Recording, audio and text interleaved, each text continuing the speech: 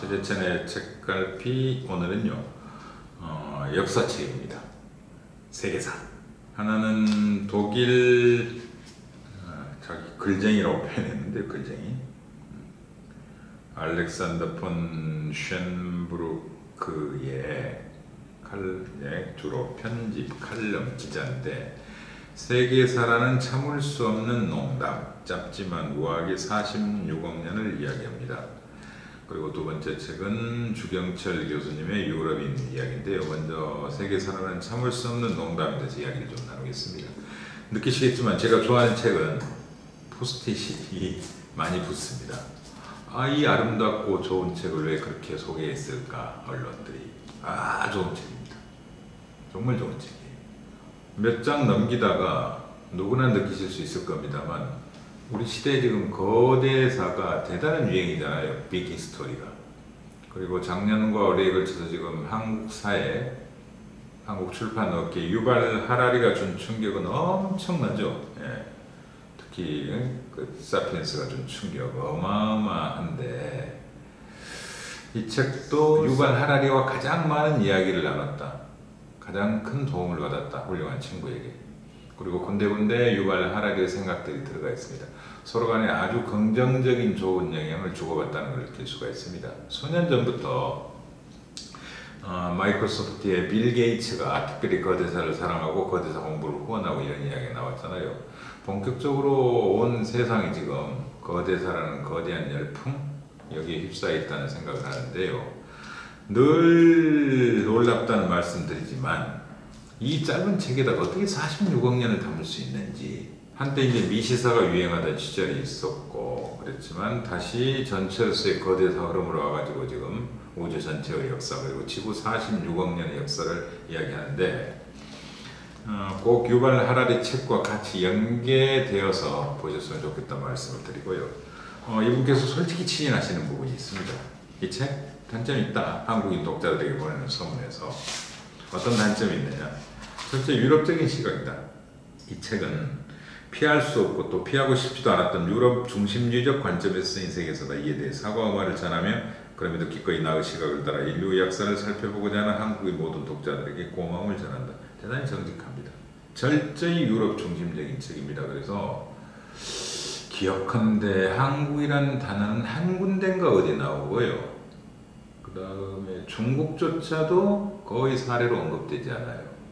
다만 역시 기독교 문명 속에서 쓰여진 책이라 그 부분에 대한 이야기가 상세하고, 특히 중세는 아랍이 훨씬 지적으로 성숙되어 있던 사이니까 그 지적으로 서로 주고받았던 아랍 세계의 문화, 이런 것들은 많이 언급이 됩니다.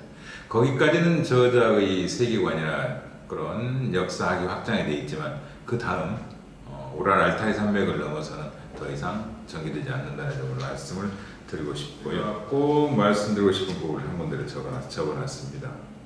완전한 사회가 가능하다고 믿는 이슬람교에서는 종교와 국가의 일치를 주장할 수밖에 없다. 반면 이 세상이 완전해질 수 없다고 믿는 서구에서는 자연스럽게 교회와 국가가 상반된 길을 가게 되었다.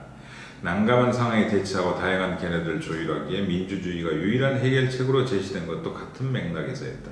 참 쉬운 문장이죠. 편안하고.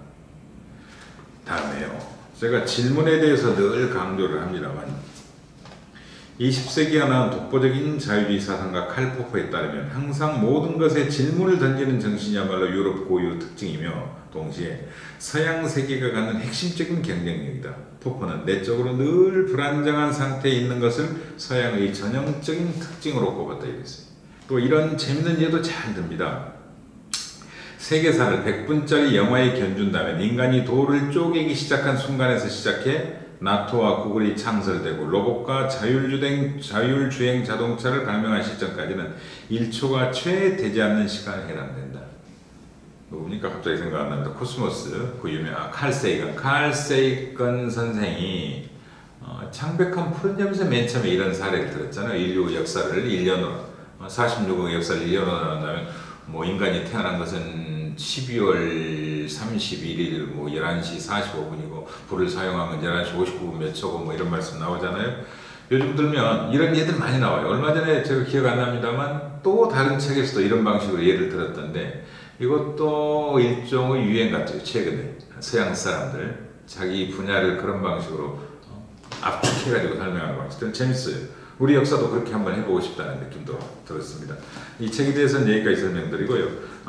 유발 하라리 책과 꼭 같이 읽었으면 좋겠어요. 특히 유발 하라리 책을 읽으신 분이라면 유발 하라리가 그토록 강조하는 식량혁명, 인지혁명, 과학기술혁명, 그 다음에 이제 사이보그 시대, 더 이상 호모사피엔스 시대는 끝나갔다.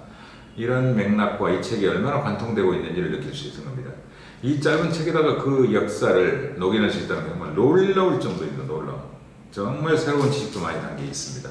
두 번째는요, 우리 서울대 훌륭한 글 편하게 잘 쓰시는 주경칠 교수님의 책입니다.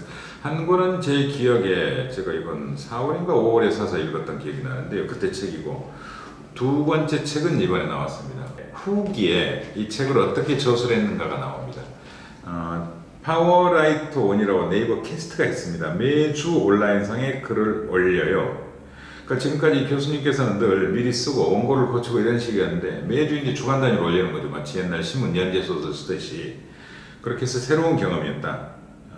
내가 이 책을 쓴 이유는 세 가지다. 첫째, 나가 옛날 방식으로 글을 써와서 새로운 문화적 도구에 맞게 글을 써보고 싶었다. 그렇잖아요. 인터넷 시대. 두 번째, 요즘 젊은 학생들이 세계사 과목을 잘 안 들어보더라. 고등학교 때 세계사를 선택 안 하더라.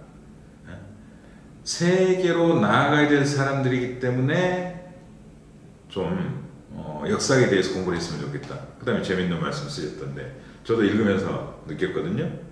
아시다시피 역사 분야의 글은 이제 좀 다르다는 거죠. 그래서 이 책의 글도 어려울지는 모르겠다. 그렇지만 그래도 나름 최선을 다해서 선정적으로 쓰려고 노력했다는 사실을 알아주면 고맙겠다. 맞습니다. 제가 읽으면서 이분 어디서 이렇게 재밌는 이야기들, 흥미로운 이야기를 많이 찾았나. 이를테면 예를 하나만 들게요. 베르닌이라는 로마 바티칸 성당을 사실상 거의 완성시킨 그런 유명한 건축가, 예술가가 있는데 이런 겁니다. 베르니니의 능력을 일찍 알아본 사람들 중 한 명이 훗날 우르바노 8세가 되는 피렌체 추기경 마페오 바르베리니였다. 그가 피에트로에게 베르니니 아버지에게 당신의 아들이 당신을 이기라니 조심하시오 하자 아버지는 지는 사람이 따는 게임이요 라고 응수했다고 한다. 이런 식으로 재밌는 이야기가 많이 나옵니다. 그리고 이를테면 베르니니의 부인과 베르니니의 동생이 바람 피운 이야기 이런, 그러니까 대단히 인터넷 세대의 책 읽기에 맞게 편안하고 소프트하고 선정적인 그런 우화들을 많이 찾아냈어요. 이 책의 특별한 강점은요, 저희들이 놓칠 만한 인물들, 유럽 사회를 대표할 만한 인물들을 특별한 역사적 눈으로 잘 골라냈어요. 그리고 콜럼버스에 대해서 재밌는 재해석을 해놨어요. 콜럼버스 사인 사진이 있던데 좀 보고 아주 놀랐습니다. 여기에 기독교적인 어떤 문장, 암호가 뭐가 들어있는지 대단히 흥미로운 문장이거든요. 꼭 한번 봐주시길 바라고. 제가 늘 부족하다고 생각했던 부분 중에 하나가 부르고뉴 공국에 대한 공부가 부족했었거든요. 일본의 유명한 저술가 책 보면은 일본 사회도 부르고뉴에 대한 이해가 부족하다 이런 이야기 나오거든요.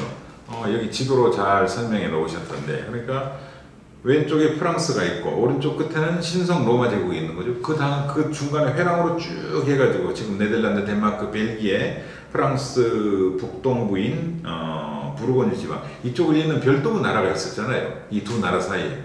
여기에 대해서는 지금 프랑스하고 독일만 생각하니까 사실은 잊고 지냅니다. 묻혀버렸습니다. 근데 일본의 유명한 저술가도 그 부분에 대한 일본의 이해가 부족하다. 어느 책을 보니까 대단히 강조해놨는데 역시 우리 교수님께서 그 부분을 대단히 중시 여기고 그 부분의 인물들을 두세 사람 찾아가지고 책을 쑥 써놓으셨어요. 그 부분을 꼭 권합니다. 특히 일본은요, 부분적으로 만약 독서하고 싶다면 그 부분만 보셔도 남는 장사예요.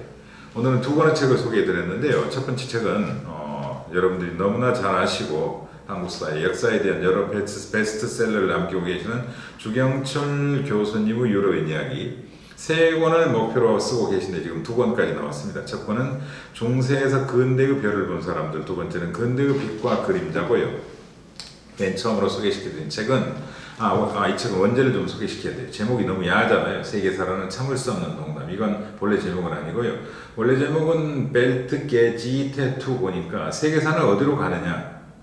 세계사가 가는 곳은 이런 대단히 중립적이고 예언가적인 문장인데 아마 출판사에서 이 책이 흥미롭고 편하고 재치가 넘치는 책이니까 세계사라는 참을 수 없는 농담 이런 식으로 제목을 바꿨어요. 본래 제목이 원래는 품위가 있습니다만 또 이 제목도 바꾼 제목도 받아들일 수 있습니다. 하여간 여러분들께 오늘 최찬의 책갈 세계사라는 참을 수 없는 농담과 주경철의 유럽인 이야기 두 권을 소개해드렸습니다. 고맙습니다.